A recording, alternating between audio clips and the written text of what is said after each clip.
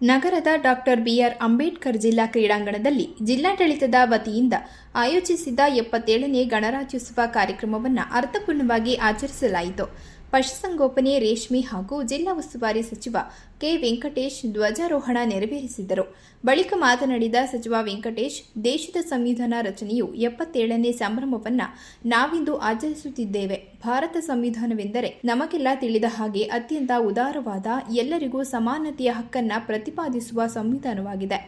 ಅದರ ಹಿಂದೆ ಇರುವ ಹೋರಾಟ, ಸಂಶೋಧನೆಯನ್ನು ಸ್ಮರಿಸುವ ನಿಟ್ಟಿನಲ್ಲಿ ನಾವು ಗಣರಾಜ್ಯೋತ್ಸವವನ್ನು ಆಚರಿಸುತ್ತೇವೆ. ಅದರ ರೂವಾರಿಯಾದ ಡಾಕ್ಟರ್ ಬಾಬಾ ಸಾಹೇಬ್ ಅಂಬೇಡ್ಕರ್ ಅವರ ಕೊಡುಗೆಯನ್ನು ನಾವು ಪ್ರತಿಕ್ಷಣವೂ ನೆನಪು ಮಾಡಿಕೊಳ್ಳಬೇಕಿದೆ ಎಂದು ಹೇಳಿದರು. ಇದೇ ಸಂದರ್ಭದಲ್ಲಿ ಜಿಲ್ಲೆಯ ವಿವಿಧ ಶಾಲಾ ಮಕ್ಕಳು ದೇಶಭಕ್ತಿ ಗೀತೆಗಳಿಗೆ ನೃತ್ಯ ಮಾಡುವ ಮೂಲಕ ಎಲ್ಲರ ಗಮನ ಸೆಳೆದರು.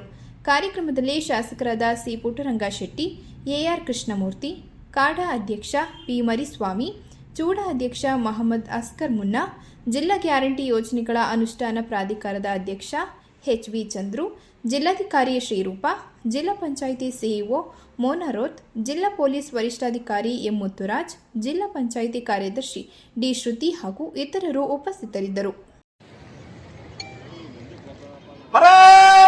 ರಾಷ್ಟ್ರೀಯ ವಂದನಾ ಶಸ್ತ್ರ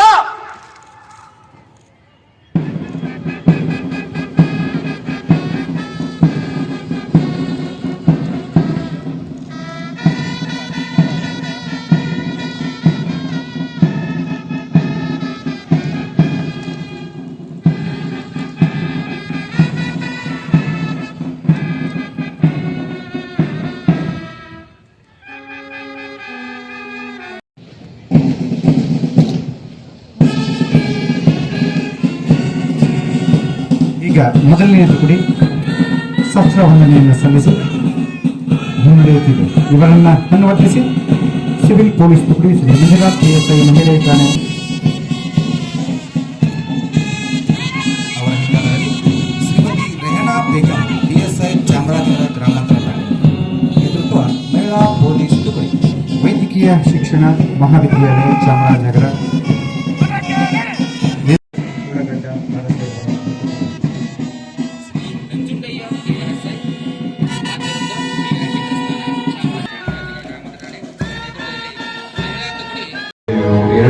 ಸಾಲು ತನ್ನ ಜೀವಿತಾವಧಿಯ ಪ್ರಮೋಚ್ಚ ಕ್ಷಣಗಳನ್ನು ಸಮಾಜಕ್ಕೋಸ್ಕರ ಮೀಸಲಿಟ್ಟಿರುವ ಈ ಮಹಾನ್ ವ್ಯಕ್ತಿಗೆ ಎದ್ದು ನಿಂತು ಗೌರವ ಸಲ್ಲಿಸೋಣ. ಜೈ ಭೀಮ್.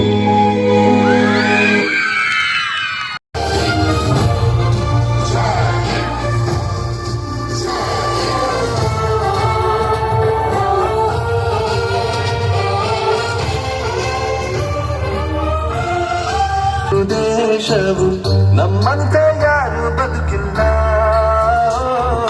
ಜಾತಿ ನೂರಾರಿದೆ, ಧರ್ಮ ಎಷ್ಟೋ ಇದೆ, ಈ ನಾಡು ಬೇಡ ಅಂದಿಲ್ಲ. ನಾವೇನೇನು ತಂದೆವೋ ಎಲ್ಲರೂ ಇಲ್ಲಿಂದಲೇ, ನಾವೇನೇನು ಕಳೆದರು ಎಲ್ಲರೂ ಈ ಮಣ್ಣಲೇ.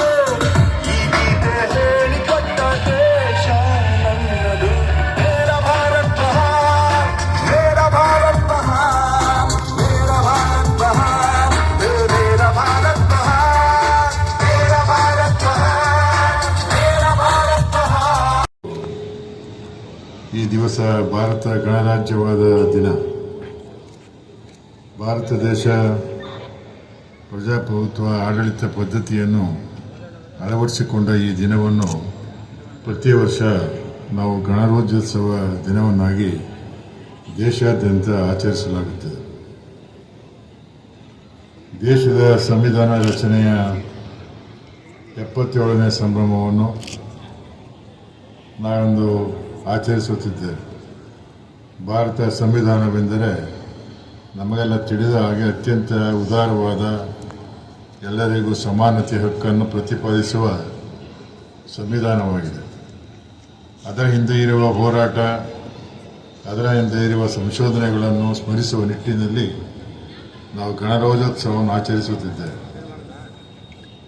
ರೂವಾರಿಯಾದ ಡಾಕ್ಟರ್ ಬಾಬಾ ಸಾಹೇಬ್ ಅಂಬೇಡ್ಕರ್ ಅವರ ಕೊಡುಗೆಯನ್ನು ನಾವು ಪ್ರತಿಕ್ಷಣವೂ ನೆನಪಿಸಿಕೊಳ್ಳಬೇಕಾಗಿದೆ. ಈ ಉತ್ಕೃಷ್ಟ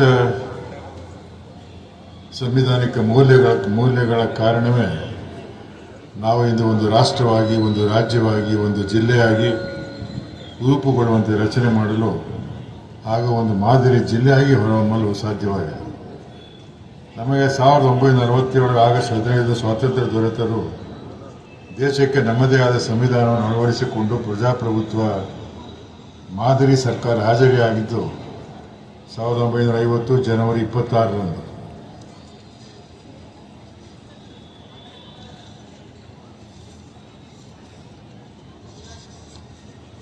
ಭಾರತ ದೇಶದ ಸಂವಿಧಾನವು 26 ನವೆಂಬರ್ 1949ರಂದು ಅಂಗೀಕೃತವಾಗಿ 26 ಜನವರಿ 1950ರಿಂದ ಜಾರಿಗೆ ಬಂದಿದೆ.